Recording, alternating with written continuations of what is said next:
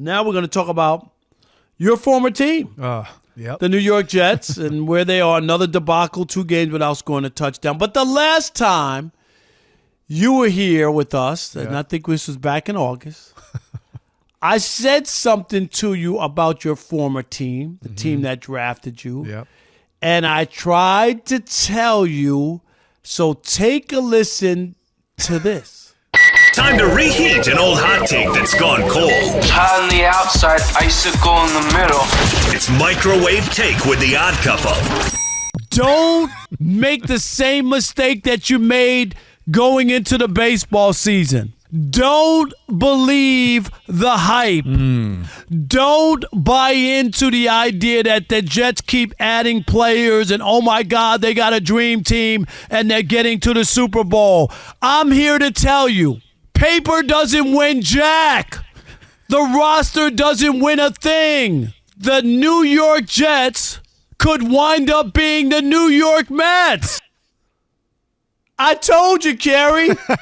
I told you the Jets could be the Mets. The Mets won 101 games. They went out and they got the American League Cy Young Award winner and comeback player of the year, Justin Verlander, to go with Max Scherzer at the top of their rotation. Yep. And guess what?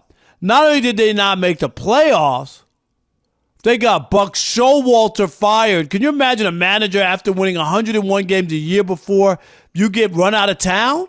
I mean, and the Jets, nobody expected Aaron Rodgers to get have a season-ending injury 4 plays into the year.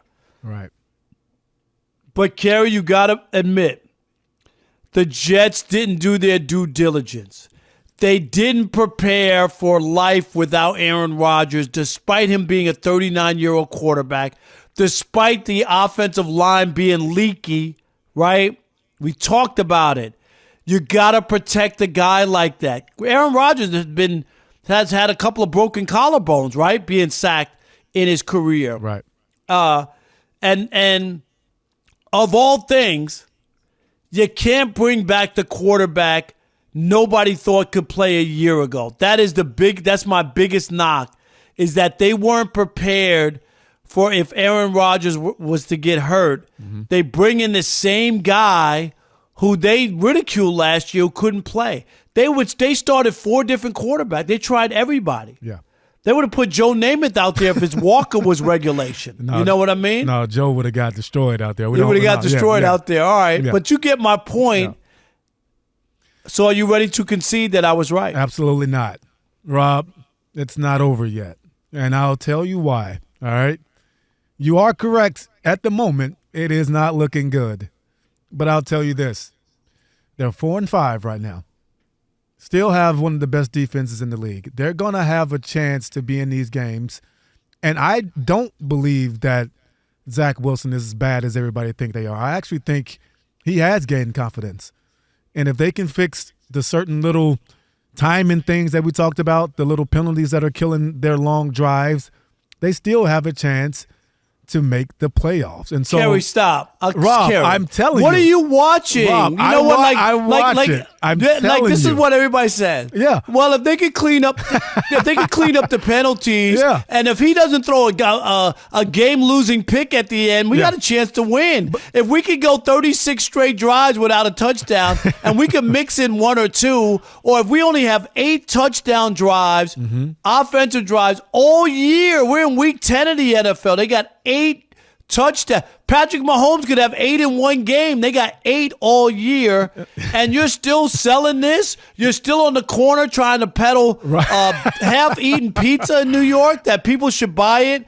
Pizza with rat hair and bites on it? Oh, yeah. Come on, Kerry. Listen, Rob, when they're eliminated, I will call in. I'll do whatever I need to do to make sure I let you know you're right, and you were right about it in the preseason. But right now, I'm not going to concede that. But the one thing I will say is you're 100% correct for them to not have any type of contingency plan at the QB position, knowing that a guy is an older guy and a guy that could have gotten hurt. Obviously. And maybe he might only get hurt for 3 or 4 games, but you have to be ready for that, right? Yes, that's the one thing I will definitely give you credit for right now. And I mean, for them to not have any backup plan for that situation happening was negligence on their part. But the season's not over yet, Rob. And here's the other thing, too. The season could still be alive and well. First, let me say this. Aaron Rodgers, read my lips. Aaron Rodgers will not N-O-T play this year. Stop with the flirting and his skirt's blown up and, oh, yeah, look at that. Oh, yeah, he walking with no crutches. Oh, yeah, he's going to be back in December. Dude, he's not coming back this year.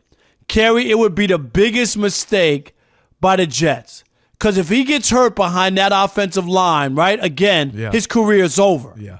So you can't afford that. You got to fix that offensive line, and that's a part of Zach Wilson's problem. Is the offensive line is horrible. 100%. Yes. Horrible. Yes. So Aaron Rodgers can't play behind that line.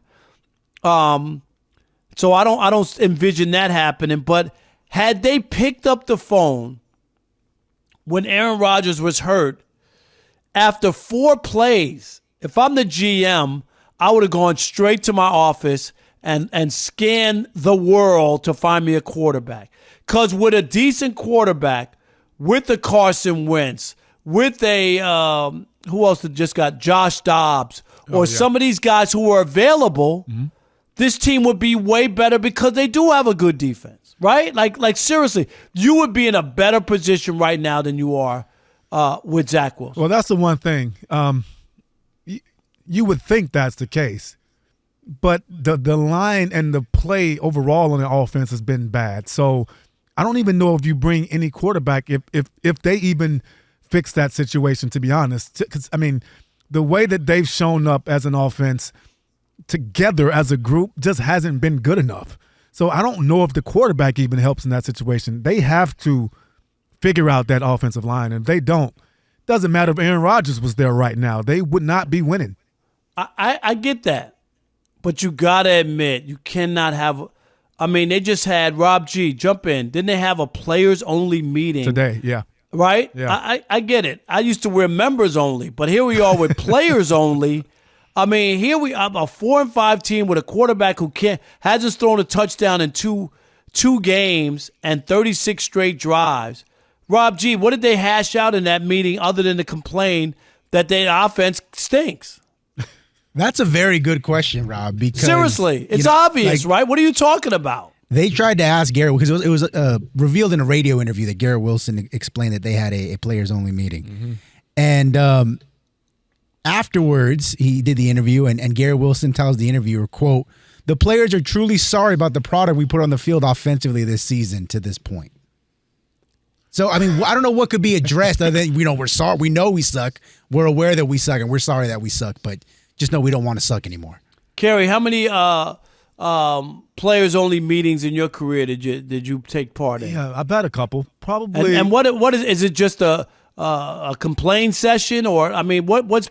Hey, you guys over there, the offense, y'all suck. Hey, you defensive guy, can you guys mix in a stop once in a while? I mean, what goes on? And it just depends if it was an actual full team meeting or was it a defensive meeting. I'm not 100% sure, like individual offense, defensive meeting, or was it a team meeting? Because if it's an offensive meeting, obviously they're going. It was offense only. It was offense only, right? So, yeah, I mean, they're talking about assignments. They're talking about guys doing their job.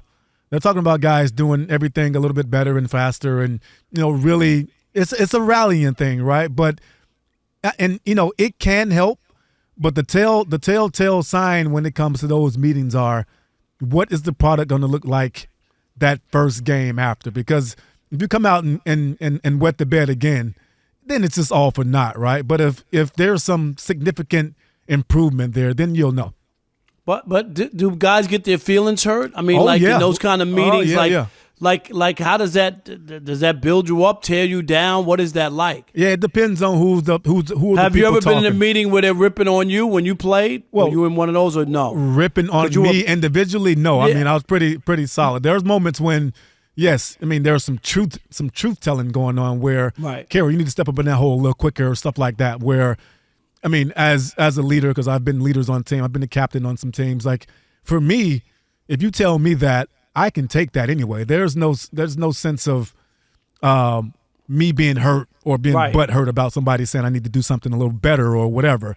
And I think, if you have guys that are good leaders in those rooms and you have those conversations where they're honest and they're authentic, and I think they're presented in a way where it's not offending someone or you're being blatant, just disrespectful, that can be meaningful and it can turn teams around. But it depends on who's delivering those messages. Yeah, I just always wonder how many of those. I mean, if you're calling too many team meetings, it probably means you got a bad team. Yes. Would you agree with that? 100%. Like that. Yes. You can't be you got to go out and play and perform.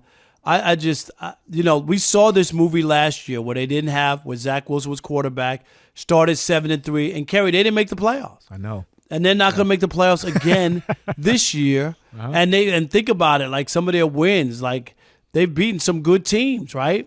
Yes, they beat Buffalo. And it beat Philadelphia. Now it doesn't feel as good because we know that Buffalo's a bad team. Yes, right. And they should have got. Did they beat Kansas City or it was close? I think they lost. It was close. It was close. Yeah. So close doesn't count except for horseshoes and pregnancies. Okay, so that doesn't work. It does not. No, it doesn't. All right. Woo, that's a close call.